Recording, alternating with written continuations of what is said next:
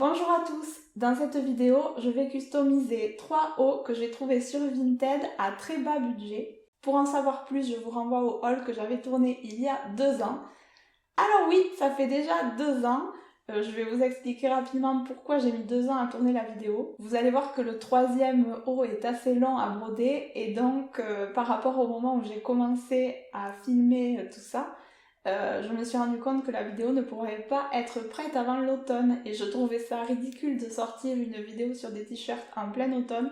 Je voulais attendre le début du printemps, donc j'ai mis le projet de côté, sauf qu'au printemps d'après, j'ai déménagé, j'étais en plein travaux et c'est comme ça qu'on se retrouve 2 printemps plus loin. Mais bon, mieux vaut tard que jamais, et donc pour en revenir aux 3 hauts, il s'agit de 3 hauts dont je trouvais la coupe assez sympa mais qui sont tout blancs. Et donc pour le printemps, je trouve ça un petit peu triste, surtout sur moi, parce que c'est vraiment une saison où je suis très pâle en attendant l'été et de pouvoir retrouver quelques couleurs. Donc j'ai voulu ajouter les couleurs sur les vêtements en brodant dessus des fruits. Allez, c'est parti, je vous montre tout ça.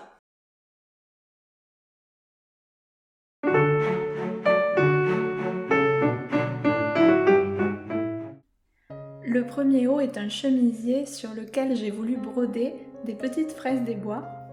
J'ai commencé par les dessiner sur papier au feutre et ensuite je les ai décalquées à l'aide d'une table lumineuse.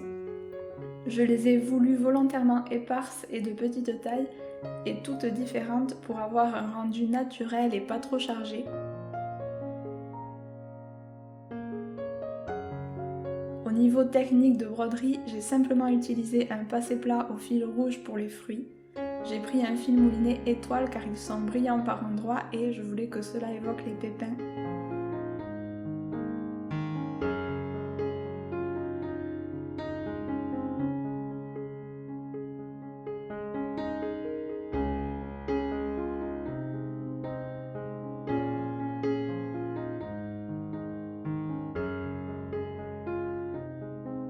Pour les feuilles, j'ai utilisé un fil vert et pour les tiges également quand il y en avait. Et pour les tiges, il s'agit d'un point arrière.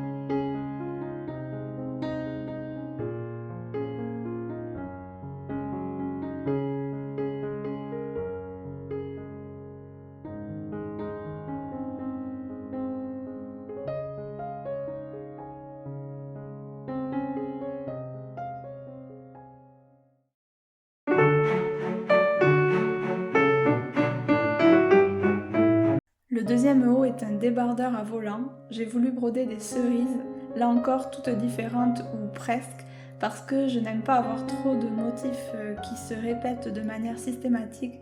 Je trouve que ça donne un côté rigide qui à mon sens n'est pas trop adapté pour des fruits. Pour broder ces cerises, j'ai utilisé des perles différentes avec plusieurs nuances de rouge et de rose. L'idée ici, ce n'était pas du tout le réalisme, mais plutôt quelque chose de stylisé, avec un côté plus ludique.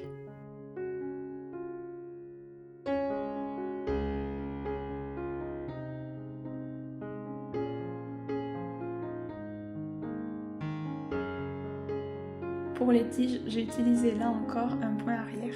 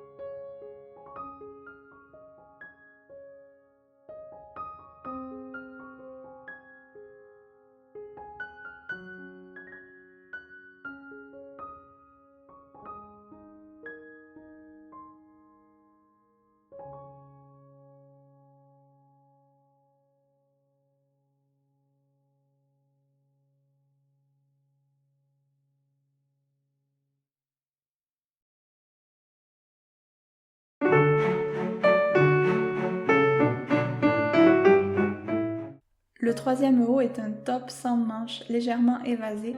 Je voulais un motif beaucoup plus fourni et imposant que les deux précédents. J'ai donc dessiné 31 abricots stylisés en faisant varier la forme des fruits, le nombre de feuilles, leur position et celle des tiges qui ne sont pas toujours présentes. C'était dans la même démarche que les motifs précédents, je ne voulais pas des fruits tous identiques. Pour les brodés, j'ai choisi des aplats de perles Miyuki dans 3 teintes, un coloris corail pour la chair des fruits, un vert mat pour les feuillages, un vert translucide et brillant pour les tiges qui sont brodées au point arrière aussi mais en version perlage. Les autres zones sont brodées avec un perlage aléatoire.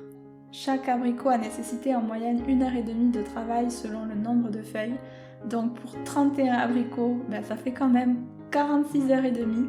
Je pense que j'oserais quand même le mettre, mais en fuyant comme la peste les personnes maladroites avec un verre de vin rouge à la main, si vous voyez ce que je veux dire. Et autre petite info, pour les 2 hauts perlés, je n'ai brodé que le devant, ce n'est pas uniquement pour y passer moins de temps, c'est aussi pour des raisons de confort. Pensez-y quand vous customisez vos vêtements avec des broderies perlées, il faut pouvoir s'appuyer au dossier d'une chaise sans que les perles s'enfoncent dans votre colonne vertébrale. Et les perlages dans le dos risquent aussi de s'abîmer beaucoup plus facilement car ils sont plus soumis au frottement en fait à chaque fois que l'on s'appuie quelque part.